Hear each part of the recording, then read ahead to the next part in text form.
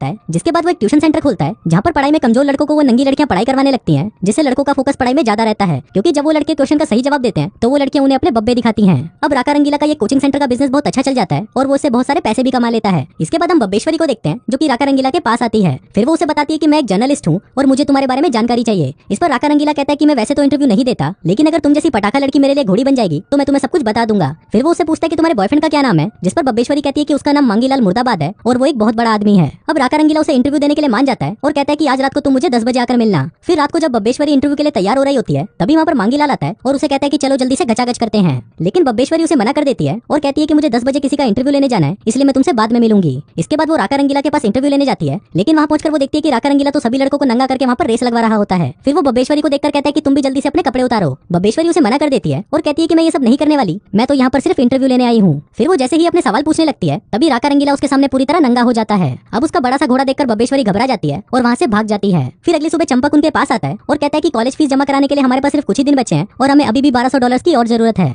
अब वो सभी पैसों के जुगाड़ के बारे में सोच ही रहे होते हैं कि तभी वहाँ पर एक बावली गांड आता है और कहता है कि सर सिर्फ आप ही हो जो हमारी मदद कर सकते हो। हम है सबसे बड़ी बावली गांड ग्रुप का प्रेसिडेंट हूँ और इस मंथ हमारे ग्रुप की 75 एनिवर्सरी है, इसलिए मैं चाहता हूँ कि उसकी पार्टी आप ऑर्गेनाइज करें और वो पार्टी ऐसी हो जिसको देखकर सभी लोगों की गांड फट जाए और वो जिंदगी भर उस पार्टी को याद रखें। लेकिन राका रंगीला उसे मना कर देता है और कहता है कि सॉरी दोस्त, लेकिन मेरे पास टाइम नहीं है। लेकिन तभी वो बावली गांड अपनी जेब से नोटों की गड्डी निकालता है और कहता है कि बताओ क्या कीमत है आपके टाइम की। अब उन नोटों की गड्डी को देखकर राका रंगीला की आंखों में चमक आ जाती है और वो इसके लिए मान जाता है। फिर एनिवर्सरी वाले दिन राका रंगीला एक खतरनाक पार्टी ऑर्गेनाइज करता है और बताता है कि मेरे अंदर एक बहुत बड़ा टैलेंट है कि मैं बहुत अच्छी पार्टीज ऑर्गेनाइज कर सकता हूँ। अब राका रंगीला ने पार्टी तो शानदार रख दी थी, लेकिन तभी वो देखता है कि हम है सबसे बड़ी बावली गांड ग्रुप के सदस्य उस पार्टी को एंजॉय नहीं कर रहे थे। फिर वो लोगों के पास जाता है और कहता है कि भोसड़ी वालों तुम लोग यहाँ पर अपनी गांड मरवा रहे हो और वहाँ पर इतनी सुंदर सुंदर लड़कियां किसी और के घोड़ों के साथ खेल रही है। जिसके बाद वो वहाँ पर दो लड़कियों को बुलाता है और कहता है कि इन दोनों के बब्बे बहुत बड़े बड़े हैं और इनको ऐसे लड़के चाहिए जिनके घोड़े भी बड़े बड़े हों। तभी वहाँ पर बब्बेश्वरी भी आ जाती है और कहती है कि मुझे तुम्हारा इंटरव्यू लेना ही है, लेकिन राका रंगीला काम में थोड़ा बिजी था तो वो वहाँ से चला जाता है। तभी उसके जाते ही वहाँ पर दो बावली गांड आते हैं और कहते हैं कि राका रंगीला ने तो बहुत शानदार पार्टी दी है और ऐसी पार्टी के लिए तो मैं उसे कई ज्यादा पैसे दे देता। अब उन दोनों की ये बातें वहाँ बब्बेश्वरी भी सुन रही होती है। जिसके बाद अगले दिन वो न्यूज़पेपर में ये छाप देती है कि राका रंगीला एक पार्टी दलाल है और वो लोगों से पैसे लेकर पार्टी देता है।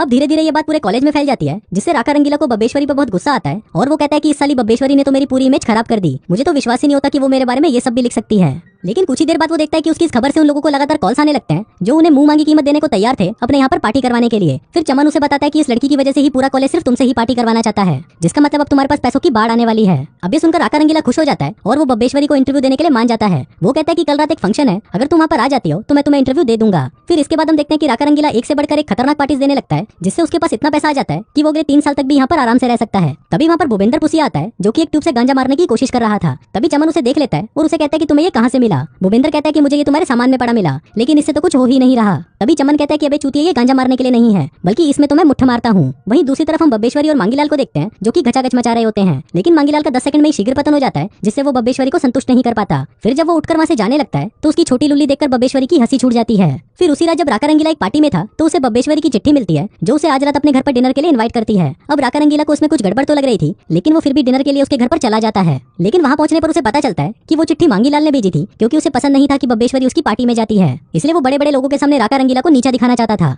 अब वहाँ पर सभी बड़े बड़े डॉक्टर्स थे जो उससे उसके फ्यूचर के बारे में पूछने लगते हैं, लेकिन राका रंगीला को तो कुछ पता ही नहीं था कि उसे फ्यूचर में क्या करना है, इसलिए वो टॉपिक को बदल देता है और उन सभी को गांजे का नशा करा देता है, जिससे वो सभी भंड हो जाते हैं और उल्टी सीधी हरकतें करने लगते हैं। फिर अगले दिन बब्बेश्वरी राका रंगीला से मिलती है और उससे कल रात के लिए माफी मांगती है। इस पर राका रंगीला कहता है कि नहीं, इसमें तुम्हारी कोई गलती नहीं है, सारी गलती तो तुम्हारे बॉयफ्रेंड मांगीलाल की है। अब राका रंगीला को मांगीलाल को सबक सिखाना था, जिसके लिए वो बहुत सारे क्रीम रोल्स मंगवाता है और उसके अंदर से सारी क्रीम बाहर निकाल देता है। जिसके बाद वो उस क्रीम रोल को अपने कुत्ते के पास ले जाता है और फिर उन रोल्स के अंदर अपने कुत्ते का मुट्ठ भर देता है। वहीं दूसरी तरफ हम मांगीलाल मुर्दाबाद को देखते हैं जिसके घर पर एक पार्सल आता है, जिसके अंदर वही मुट्ठ वाले क्रीम रोल्स थे जो कि राका रंगीला ने उसके लिए भेजे थे। अब उन क्रीम रोल्स को देखकर उन सभी के मुंह में पानी आ जाता है और वो सभी बड़े मजे से उनको खाने लगते हैं। कहते हैं कि ये तो एकदम ताजे हैं और क्रीम अभी भी गरम गरम ही है। लेकिन जब उन्हें पता चलता है कि उनके अंदर क्रीम नहीं बल्कि कुत्ते का मुट्ठ डला है तो उन लोगों की हालत बहुत ज्यादा खराब हो जाती है। वहीं दूसरी तरफ राका रंगीला बब्बेश्वरी के पास जाता है और उसे कहता है कि मुझे पता चल गया कि मुझे फ्यूचर में क्या करना है, मैं पहले अपनी ग्रेजुएशन पूरी करना चाहता हूँ और मैं ये तुम्हारे लिए करना चाहता हूँ। बब्बेश्वरी कहती है कि अगर तुम्हें करना ही है तो अपने लिए करो, क्योंकि इससे तुम्हारी ही लाइफ आगे जाकर बेटर होगी। अब क्योंकि राका रंगीला बब्बेश्वरी को पसंद करने लगा था तो वो उसे अपने दिल की बात बता देता है कि मैं तुम्हें पसंद करता हूँ।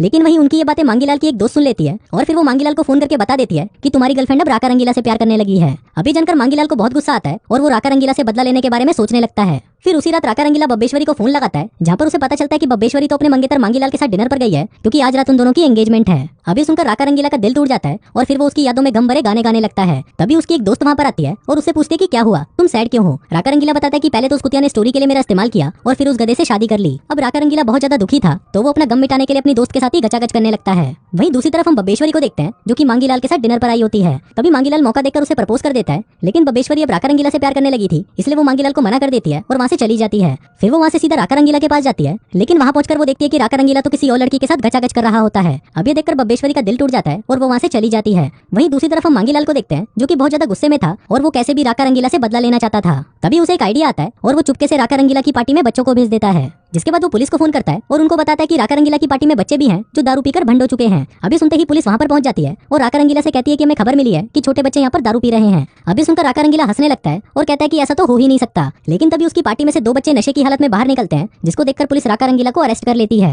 अब ये बात कॉलेज तक भी पहुंच जाती है और कॉलेज वाले राका रंगीला को कॉलेज से निकालने का फैसला करते हैं। लेकिन जब राका रंगीला को अपनी सफाई देने का मौका दिया जाता है, तो वो कहता है कि मैं इस कॉलेज से जाने के लिए तैयार हूँ, लेकिन मैं अपनी ग्रेजुएशन पूरी करके जाना चाहता हूँ, इसलिए प्लीज मुझे कुछ महीनों का टाइम दे दीजिए ताकि मैं अपने फाइनल एग्जाम देकर अपनी ग्रेजुएशन पूरी कर लूँ। अब कॉलेज के टीचर भी उसकी बात मान लेते हैं और वो उसे अपनी ग्रेजुएशन पूरी करने का एक मौका दे देते हैं। वहीं बब्बेश्वरी को भी पता चल जाता है कि राका रंगीला को मांगीलाल ने ही फंसाया है, इसलिए वो मांगीलाल से बदला लेने के लिए उसे जमाल गोटा पिला देती है, जिससे होता यह है कि मांगीलाल के पेट की माँ बहन हो जाती है, जिससे वो अपने फाइनल के एग्जाम नहीं दे पाता और एक मीटिंग के दौरान तो वो सभी के सामने ही टट्टी करने लग जाता है। वहीं हम राका रंगीला को देखते हैं, जो मन लगाकर पढ़ाई करता है और अपने फाइनल एग्जाम देकर अपनी ग्रेजुएशन पूरी कर लेता है। फिर फिल्म के लास्ट सीन में हम देखते हैं कि राका रंगीला एक आखिरी कॉलेज पार्टी रखता है, जहाँ पर उसके डैड भी आते हैं, क्योंकि उन्हें भी पता चल चुका था कि राका रंगीला ने अपनी ग्रेजुएशन पूरी कर ली है। वो उसे कहते हैं कि मुझे तुम पर नाज है कि तुमने अपनी मेहनत से अपनी पढ़ाई पूरी की, जिसके बाद उन दोनों में सब कुछ ठीक हो जाता है। वहीं हम चंपक को भी देखते हैं, जो कि अमेरिकन लड़की को तो बजा नहीं पाया, लेकिन वहाँ पर उसे एक इंडियन लड़की मिल गई थी, जिसके साथ वो आज रात को घचाघच करेगा। इसके बाद वहाँ पर बब्बेश्वरी भी आ जाती है और वो राका रंगीला से कहती है कि मैं भी तुम्हें पसंद करती हूँ, जिसके बाद वो दोनों एक दूसरे को चूसने लगते हैं और इसी के साथ ही ये फिल्म यहीं खत्म हो जाती है।